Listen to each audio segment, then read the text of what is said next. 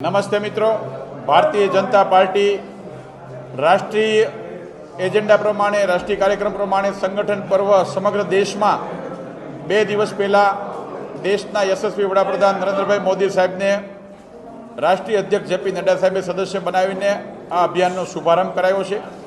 ગઈકાલે ગુજરાત પ્રદેશના અધ્યક્ષ આદરણીય સી આર પાટીલ સાહેબે ગુજરાતના લોકપ્રિય મુખ્યમંત્રી આદરણીય ભૂપેન્દ્રભાઈ પટેલ સાહેબને પાર્ટીના સદસ્ય બનાવીને ગુજરાતમાં આ અભિયાનની શરૂઆત કરી છે।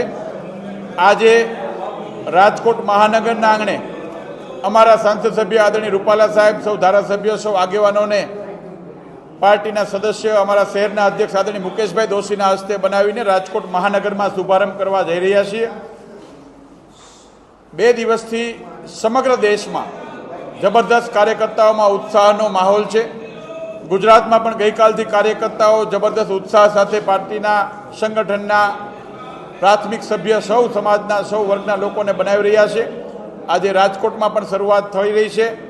રાજકોટના એક સોસાયટીમાં, એક મહોલ્લામાં, એક વર્ગમાં, એક સમાજ જ્ઞાતિના લોકોની વચ્ચે અમારા કાર્યકર્તાઓ જઈ અને રાષ્ટ્રવાદી વિચારધારાથી સાથે જોડાયેલી દેશની અંદર સૌથી વધારે ડેવલપમેન્ટ માટેના એજન્ડા સાથે કામ કરતી પાર્ટી અને વિશ્વની સૌથી મોટું સંગઠન એ ભારતીય જનતા પાર્ટીના સદસ્યો રાજકોટ મહાનગરના સૌ લોકોને બનાવીને આ કાર્યનો શુભારંભ થઈ રહ્યો છે। હું માનું છું કે સમગ્ર વિશ્વમાં લોકશાહી દેશની અંદર ગણીએ તો સૌથી પારદર્શકતાથી એક વિચારધારા સાથે કામ કરતા સંગઠનના સભ્ય બનવા માટેનો સૌનો ઉત્સાહ છે। લોકોનો જબરદસ્ત પ્રેમ અમારી સાથે છે અને આવી રીતે આ કાર્યની શરૂઆત કરવા માટે સૌ શ્રેણીના તમામ શ્રેણીના કાર્યકર્તાઓ રાજકોટ મહાનગરમાં ઉપસ્થિત થયા છે અને કાર્યક્રમની શરૂઆત થઈ રહી છે। દરેક બૂથમાં 200 લોકો, એટલે કે એક મતદાન બૂથ હોય એમાં ઓછામાં ઓછા 200 લોકો અને વધારેમાં વધારે જેટલા પણ જોડાઈ શકે એ પહેલા તબક્કામાં આ અમારું લક્ષ્ય છે। દરેક જ્ઞાતિ, દરેક સમાજ, દરેક ધર્મ અને દરેક વ્યવસાય સાથે જોડાયેલા વિવિધ કાર્યકર્તાઓને, સમાજના વિશિષ્ટ મહાનુભાવોને, સમાજની અંદર સેવા કરતા સામુદાયિકના લોકોને આ પાર્ટીના અભિયાનમાં જોડવાનો અમારો પ્રયત્ન છે। ભારતીય જનતા પાર્ટીએ હંમેશા એની સંગઠનાત્મક પ્રવૃત્તિ એના નિયમ મુજબ દર 6 વર્ષે સદસ્યતા અભિયાન આવતું હોય છે। અમારા માટે ચૂંટણી એ બાય પ્રોડક્ટ છે।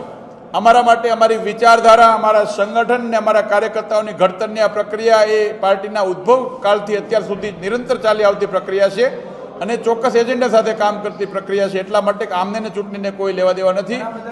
સૌરાષ્ટ્રના ગ્રામ્ય વિસ્તારમાં પણ આપે જોયું કે ગઈ લોકસભામાં બધી જ સીટોમાં ખૂબ સારી લીડ સાથે ભારતીય જનતા પાર્ટીના ઉમેદવારો જીત્યા છે।